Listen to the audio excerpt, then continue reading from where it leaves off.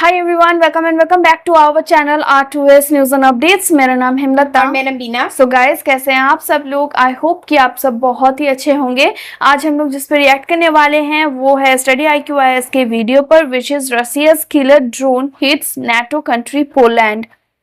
ऐसा क्या हो गया? High alert across Europe after Russia's mega strike. Okay, so guys, video इन तक देखिएगा। अच्छा लगे लाइक कर देना, शेयर कर देना, सब्सक्राइब कर देना हमारे चैनल को। और जिन वीडियो के लिंक आपको डिस्क्रिप्शन बॉक्स में मिल जाएगी वो जाकर अपने फटाफट चेकआउट कर लो। लेट नहीं करते, let's get started. And guys, हमारे और 2 रिएक्शन चैनल्स हैं जिसका लिंक आपको डिस्क्रिप्शन बॉक्स में मिल जाएगी, जरूर से आकर चेकआउट कर लीजिएगा। यस, चलो स्टार्ट करते हैं। नमस्कार and welcome all study IQ। मैं हूं प्रशांत धवन। नाउ यहाँ पे आप लोग पढ़ पाओगे रशिया का किलर ड्रोन, या फिर मुझे कहना चाहिए रशिया का सुसाइड ड्रोन, जो इनको मिला है ईरान से। वो रशिया ने यूज किया और सीधा नेटो कंट्री पोलैंड को जाकर लगा है ये ड्रोन। यूरोप के कई देश इस वक्त हाई अलर्ट मोड पे आ चुके हैं। नाउ यहाँ पे आप देख पाओगे 3 देश हाईलाइट कर रखे हैं, पोलैंड, यूक्रेन और रशिया। पिछले कुछ हफ्तों में मोदी जी ने इन तीनों कंट्रीज को विजिट किया है। पहले ये गए थे मॉस्को में पुतिन से मिलने के लिए। उसके बाद हमने देखा कुछ हफ्ते बाद मोदी जी पोलैंड गए और फिर पोलैंड से गए यूक्रेन में, यहाँ पर ज़ेलेंस्की से मिले। इस दौरान हमने देखा रशिया शांत था, पोलैंड भी शांत था, यूक्रेन भी काफी हद तक आप कह सकते हैं रिलेटिवली शांत था। और दुनिया को उम्मीद ये थी कि ये शांति अब बनी रहेगी, धीरे धीरे सीज फायर की तरफ बातचीत होगी। बट अनफॉर्चुनेटली, देखिए अजीब बात मुझको अनफॉर्चुनेटली हुआ है ना। एक दिन ये कुछ कहेंगे, उसके अगले दिन इनकी स्टेटमेंट कंप्लीटली डिफरेंट होगी। जब पीएम मोदी के साथ ज़ेलेंस्की खड़े थे, ये कह रहे थे कि हम चाहते हैं वॉर खत्म हो जाए, हम क्यों चाहेंगे वॉर लंबी चले। जैसे ही मोदी जी वापस गए इंडिया में, ज़ेलेंस्की वेस्टर्न मीडिया के साथ बैठकर कहते हैं कि हमें आप ऐसे वेपन दीजिए, आप यूके की गवर्नमेंट, आप यूएस की गवर्नमेंट को ऐसा बोलिए कि हमें ऐसे वेपन दे कि रशिया के डीप जाकर हम अच्छे से आक्रमण करें। ये कहते हैं खुल के। अगेन, ये जो मैं आपको आर्टिकल दिखा रहा हूं, ये यूक्रेन का मीडिया है, ये कोई रशियन मीडिया आपको नहीं दिखा रहा मैं। यूक्रेन का मीडिया खुद कह रहा है, कीव पोस्ट का आर्टिकल है कि यूक्रेन चाहता है कि यूके और बाकी देश ये ग्रीन लाइट दे दे ताकि यूक्रेन ओपनली रशिया की राजधानी मॉस्को, पीटर्सबर्ग, वहां पर खुल के अटैक करे बिना डरे। ना ऑब्वियस सी बात है, रशिया ने ये सब देखा। रशिया भी मैं आपको पहले बता चुका हूं, जब मोदी जी यूक्रेन में थे, रशिया ने कुछ हद तक धैर्य रखा। रशिया ने कीव पर कोई बॉम्बिंग नहीं करी। रशिया जो कर सकता था, जो यूजुअली करता है रशिया यूक्रेन के साथ, वो उस दिन नहीं किया। आप कह सकते हैं काफी शांतिपूर्ण दिन था यूक्रेन के लिए। मगर मोदी जी जैसे ही भारत वापस आए और ज़ेलेंस्की की ये स्टेटमेंट मीडिया में छा गई, उसके बाद ऑलमोस्ट आप कह लीजिए रशियंस गुस्सा बहुत ज़रा हो गए थे। वो ये देख रहे थे कि ये छोटा देश मतलब बाज नहीं आ रहा, ये कंट्री अब कहता है अभी हम तो मॉस्को पे अटैक करेंगे, पीटर्सबर्ग पे अटैक करेंगे, रशिया के सारे जो बड़े शहर हैं वहाँ पे हम डैमेज पहुँचाएंगे। रशिया ने उसके बाद अब तक का मैं कहूँगा, एक्चुअली कई जगह लिखा जा रहा है one of the largest, personally आप मुझसे पूछे जो मैंने वीडियोस देखी है, जो इमेजेस देखी है, अब तक का सबसे बड़ा एरियल अटैक किया है यूक्रेन की सिटीज पर। और इसका इम्पैक्ट यूक्रेनियंस कई हफ्तों कई महीनों महसूस करेंगे, क्योंकि इस बार रशिया ने हॉस्पिटल्स, स्कूल्स या फिर किसी रेजिडेंशियल बिल्डिंग को टारगेट नहीं किया। रशिया ने स्पेसिफिकली जो यूक्रेन की पावर ग्रिड है, इस पर लगातार मिसाइल बरसाए हैं। और जो इसकी जो वीडियो सामने आई है कि एक के बाद एक जो पावर ट्रांसमिट करने की लाइंस होती हैं, जो टावर्स होते हैं, एक के बाद एक करके सब पे ब्लास्ट हो रहा है। डरा देने वाली आवाज आई थी पूरे यूक्रेन में, ऑल ओवर यूक्रेन। लोग सहम गए थे। लोगों ने खुद कहा है कि आज तक ऐसी डरा देने वाली आवाज नहीं आई, क्योंकि पावर ग्रिड ही अब डिस्ट्रॉय कर दी जा चुकी है कई जगह। यूक्रेन का एक बहुत बड़ा हिस्सा फिर से अंधकार में जा चुका है। इसको ये रिपेयर करेंगे, ऑब्वियसली कोशिश करेंगे, मगर रिपेयर वर्क वगैरह में इनको कई हफ्ते परहैप्स महीने लग जाएंगे। और आप इमेजिन कर सकते हैं, जब रशिया ने एक इतना ज्यादा भयंकर अटैक किया है यूक्रेन पर, तो जो नंबर्स है मिसाइल्स का और ड्रोन्स का, ये बहुत ज्यादा हाई रहा होगा। और यहाँ पे आप देख पाओगे इस पे आर्टिकल, ज़ेलेंस्की ने ये बात कंफर्म कर दी कि रशिया ने यूक्रेन पर मारे 100 मिसाइल और 100 ड्रोन, एक्चुअली 99 ड्रोन कहना चाहिए, क्योंकि एक ड्रोन क्या हुआ है गलती से, मुझे गलती बोलना पड़ेगा, अभी लगता तो नहीं है कि रशिया नेटो पे अटैक करना चाहता है। मगर रशिया जब बिल्कुल लेविव नाम का ये जो रीजन है यूक्रेन का, इस पे अटैक कर रहा था, एक ड्रोन थोड़ा और आगे चला गया और पोलैंड के 25 किलोमीटर भीतर जाके ब्लास्ट हुआ है उसका।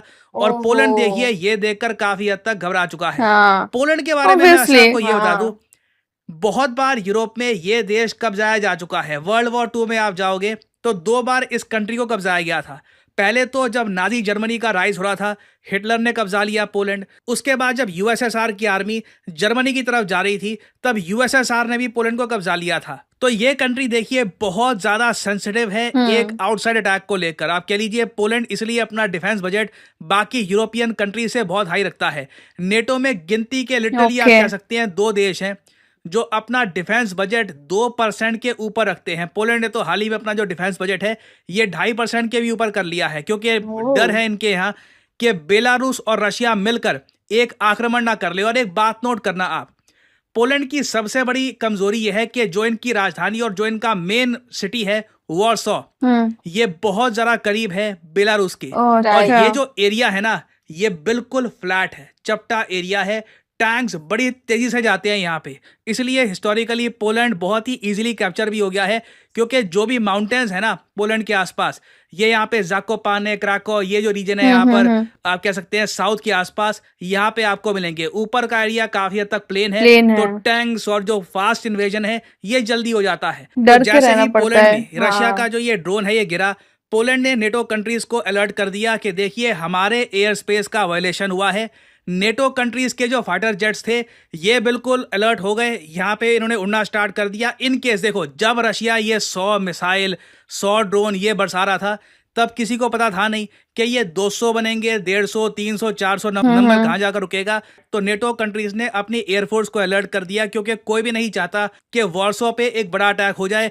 क्योंकि अगर मान लीजिए पोलैंड पर एक ह्यूज अटैक होता है तो बाय डिफॉल्ट नेटो की ट्रीटी का जो आर्टिकल 5 है ये हो जाएगा एक्टिवेट, और सभी नेटो कंट्रीज को वॉर डिक्लेयर करनी पड़ेगी अगेंस्ट रशिया। उस केस में आप मान लीजिए 100% दुनिया एक ह्यूज न्यूक्लियर वॉर को फेस कर रही होगी। और आप अगर रशिया से पूछना तो रशिया ओपनली कहता है, आप अगर ज़ेलेंस्की की स्टेटमेंट्स देखो, ये आदमी चाहता है कि इस टाइप का जो अभी रिसेंटली एक किस्सा हुआ था सारोतोव का, सारोतोव रशिया का एक शहर है, मॉस्को सेंट पीटर्सबर्ग जैसा इंपॉर्टेंट नहीं है मगर एक इंपॉर्टेंट शहर है। वहाँ पर यूक्रेन ने एक ड्रोन फेंका, सुसाइड ड्रोन, और ये ड्रोन जाकर सीधा एक बड़ी बिल्डिंग से टकरा गया।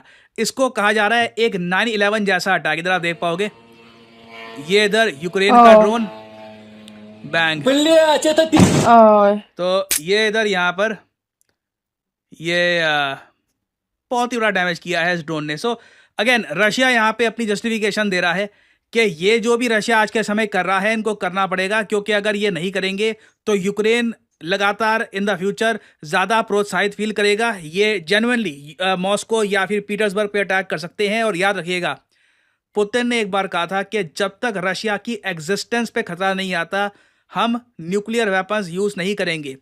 जो यूक्रेन करना चाहता है ना, रशिया को इवेंचुअली एक जस्टिफिकेशन मिल जाएगी कि देखिए हमारी एग्जिस्टेंस पे खतरा आ रहा है, तो अब जाके हमको हमारे जो न्यूक्लियर आर्सेनल है ये में भी यूज करना पड़े। This is very worrying science. आपने देखा होगा यूएस मार्केट भी, स्टॉक मार्केट भी थोड़ी सी डरी हुई है ये सब देखकर। इस टॉपिक से रिलेटेड अभी बहुत सी डेवलपमेंट्स होंगी, बहुत कुछ होगा आगे जाकर। मैं आपके लिए ऑब्वियसली अपडेटेड वीडियोस लाता रहूंगा। और फाइनली यहाँ पे मैं आप लोगों से एक सवाल पूछूंगा। क्वेश्चन यहाँ पर ये है कि हाल ही में किस कंट्री ने लॉन्च किया है दुनिया का पहला मोबाइल हाइब्रिड रॉकेट। ये भी एक मैं कहूँगा बहुत ही ज़्यादा इंपॉर्टेंट रॉकेट इसलिए है क्योंकि रीयूजेबल टेक्नोलॉजी यहाँ पर यूज़ करी गई है and this can really change India's space landscape. तो आपको बताना है कि दुनिया का पहला mobile hybrid rocket with reusable technology किस कंट्री ने टेस्ट किया है। इसका नाम यहाँ पे आप देख पाओगे रूमी 1 है। ये है यहाँ पे आपकी ऑप्शंस, रशिया, चाइना, इंडिया या फिर जापान। कमेंट सेक्शन में करिए उत्तर। जो लोग सही आंसर देंगे उनकी कमेंट को मैं हार्ट दे दूंगा ताकि बाकी लोग समझ पाए कि सही आंसर क्या है। एंड फाइनली आप मैं यही सोच रही हूँ कि अचानक से पोलैंड में ऐसा क्यों अटैक कर दिया रशिया ने। वही मतलब पोलैंड में अटैक करना मतलब नेटो कंट्री को मतलब भड़का देना। हाँ, तो वो रशिया नहीं चाहेगा, अभी के लिए नहीं चाहेगा। हाँ, अगर नेटो कंट्री एक बार शुरू हो जाए मतलब लड़ने के लिए तो वो बहुत बड़ी बात हो जाएगी। वो सब मिलके रशिया के ऊपर अटैक करेंगे तो तब रशिया को न्यूक्लियर वेपन यूज करना ही पड़ेगा। और रशिया ने बताया कि मतलब जब तक हमारे रेसिडेंशियल कुछ अटैक नहीं करेंगे यूक्रेन तो तब तक हम लोग न्यूक्लियर वेपन यूज नहीं करेंगे। तो देखते हैं क्या होता है। सिचुएशन बहुत गंभीर है। बहुत ज्यादा। अभी मतलब इस साइड गलती से एक गलती अगर हो जाए तो कितना भारी हो सकता है एक गलती। कि एक बात पे क्यों खरा नहीं होता हाँ, है। एक सच बार में। मोदी जी आते तो वो मोदी जी के मतलब ऐसा है कि मतलब क्या बोलते हैं, दोगला आदमी बोलते हैं ना ऐसा ही है। जब मोदी जी गए तो वहां पे जाके बोले कि जो नहीं हम लोगों को बंद करना है, हाँ। हम लोग का बहुत लॉस हो चुका है, हम लोग मतलब लोग बहुत मुश्किल में है। बताए ना सब वहां पे जाके वो यूक्रेन में गए मोदी जी, कितने सारे लोगों को जब जितने सारे लोग मर डेथ हो चुके हैं उन लोगों को जाके ट्रिब्यूट करके करके आए। वो बहुत बहुत सारे सब कुछ हुआ, लेकिन उसके बाद में क्या हो गया? हाँ, बस बाद में मोदी जब जी आ मोदी गए और उन लोग का स्टेटमेंट वेस्ट में जाके मतलब वेस्ट में जाके वेस्ट की तरफ बात करते हैं, और यहाँ पे मोदी जी जब जाते हैं तो यहाँ पे इधर उस तरह से बात अलग करते बात करते हैं। सही में अभी अभी रशिया को तो और गुस्सा आएगा ही। अभी देखो Yes. वो यूक्रेन के ऊपर ही भारी पड़ गया, उन लोग का इलेक्ट्रिसिटी ही गया। हाँ मतलब ऐसे करते रहेंगे तो पूरा यूक्रेन ही बर्बाद हो जाएगा, हाँ। डिस्ट्रॉय हो जाएगा पूरा। मतलब ये लोग खुद में बात नहीं करते हैं कि मतलब हाँ बात कर लेते हैं, रह जाते हैं। हाँ, प्रॉब्लम सॉल्व अगर दोनों मिलके बात करके सॉर्ट आउट कर ले तब तो ही ना अच्छा है, दोनों कंट्री के लिए ही अच्छा है ना। इतने इतने लॉसेस हो रहे हैं। मुझे लगता है यूक्रेन का वो मतलब यहाँ पे वेस्ट कंट्रीज तो फायदा उठा ही रहे हैं इस सब में, लेकिन मुझे लगता है यूक्रेन पर्सनली सोचते हैं कि हम लोग छोटे कंट्री है तो रशिया ज्यादा हमारे ऊपर चढ़ जाएंगे। मतलब हाँ। वो सोच रहता है कि नहीं कि मतलब वो आगे अगर बोलेंगे बात भी करेंगे तो रशिया बोलेंगे हमने ये कब्जा लिया तो हमारा है अब, लेकिन यूक्रेन बोलेंगे कि हम लोग ऐसे करके कब तक चुप रहेंगे। वो बात हो चुका है। यूक्रेन के लोग भी मुझे लगता है यही सोच रहे कि अगर रशिया बार बार अटैक करते रहे तो हम लोग कब तक चुप रहेंगे। एग्जैक्टली। तो ये उनके अंदर शायद ये है, लेकिन ऐसा होता गया ना तो पूरा मतलब यूक्रेन बर्बाद हो जाएगा। यूक्रेन क्या ऐसा चलता गया तो मतलब यूक्रेन तो पहले बर्बाद होगा, वो उसके बाद यूक्रेन पूरा दुनिया को लेकर बर्बाद हो जाएगा, है ना। क्योंकि ऐसा चलता गया उसके बाद अगर कोई नेटो कंट्री फिर से मतलब नेटो कंट्री के ऊपर कुछ हो गया तो नेटो कंट्री आ जाएंगे रशिया के ऊपर, रशिया को अटैक करने लग जाएंगे, उसके बाद न्यूक्लियर वेपन तो यूज करना ही पड़ेगा। हाँ। ऐसे करते करते मैंने बहुत प्रॉब्लम हो जाएगा। देखते हैं आगे क्या होता है, इस पे और इन्फॉर्मेशन क्या मिलती है। एंड सो यही था हमारा रिएक्शन गाइस। आपको कैसा लगा आप हमें कमेंट में जरूर बताइएगा। अगर यहाँ पे वीडियो देखे हैं thank you so much for watching our video. अच्छा लगा लाइक कर दो, शेयर कर दो, सब्सक्राइब कर दो हमारे चैनल को। ओरिजिनल वीडियो की लिंक आपको डिस्क्रिप्शन बॉक्स में मिल जाएगी, जरूर से चेकआउट कर लीजिएगा। एंड हमारे और 2 रिएक्शन चैनल्स हैं उसको भी चेकआउट कर लीजिएगा। मिलते हैं नेक्स्ट वीडियो में। बाय।